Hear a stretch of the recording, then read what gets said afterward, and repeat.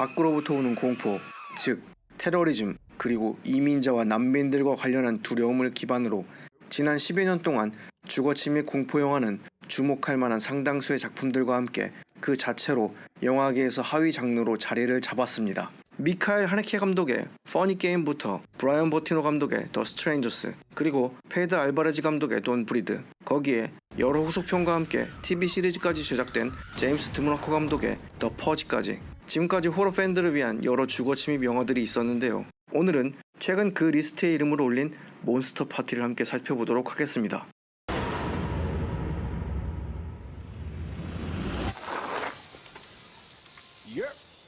친구인 아이리스, 다찌와 함께 도둑질로 하루하루를 살아가고 있던 캐스퍼는 빚 때문에 아버지가 폭력배들에게 끌려간 걸 알게 되고 빚을 갚고 아버지를 구해내기 위해 친구들과 함께 말리부 대저택에서 열리는 디너 파티의 웨이터를 가장에 들어가게 됩니다.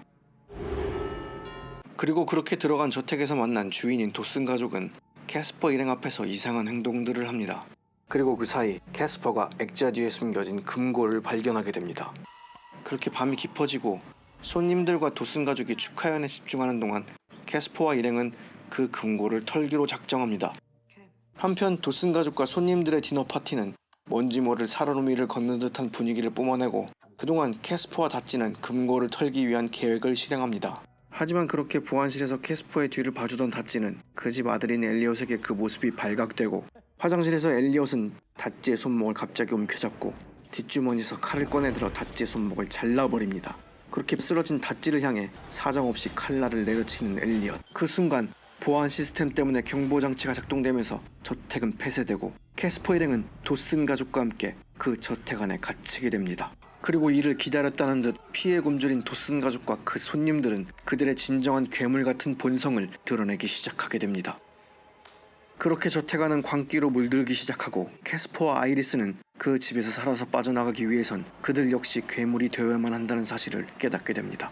돈을 훔치러 들어갔다 졸지의 사이코패스들의 먹잇감 신세가 된 캐스퍼와 아이리스는 과연 살아서 저택을 빠져나올 수 있을까요? 몬스터 파티는 다른 주거 침입 영화와는 다른 모습을 보여주고 있습니다. 다시 말해 주거 침입자들을 공포의 대상으로 그린 다른 영화들과는 달리 몬스터 파티는 집을 침입한 강도들을 오히려 그 집에 사는 괴물들의 먹잇감으로 만들어버림으로써 기존 영화들이 보여주던 시나리오의 틀을 벗어나고 있다는 겁니다. 여러분도 아시다시피 그 시도가 이미 2016년 돈 브리드에서 있었음에도 불구하고 몬스터 파티는 여전히 주거 침입 장르에서 어느 정도 새로운 모습을 보여주고 있습니다. 10대 좀도둑들 앞에서 각본이 뒤집히고 그들보다 훨씬 더 능숙한 포식자들의 먹잇감이 되는 순간 도슨 가족과 일행들이 그 진정한 괴물 같은 면모를 선보이는 과정은 긴장감을 어느 정도 높이는 역할을 하고 있습니다.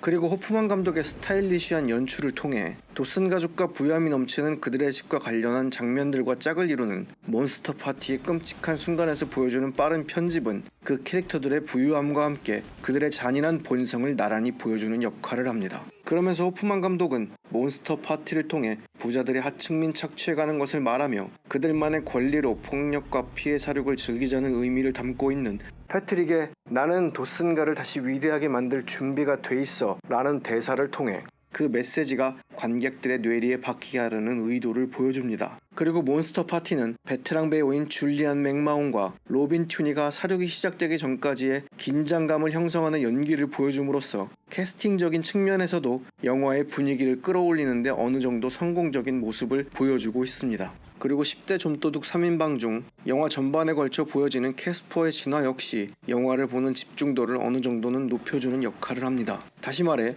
비록 사륙 장면에 실제 캐릭터들의 매력이 묻히는 면이 있긴 하지만 몬스터 파티는 종합적으로 캐스팅 면에서 잘 조직되어 있고 그게 영화의 스토리에 생명력을 불어넣고 있다는 겁니다.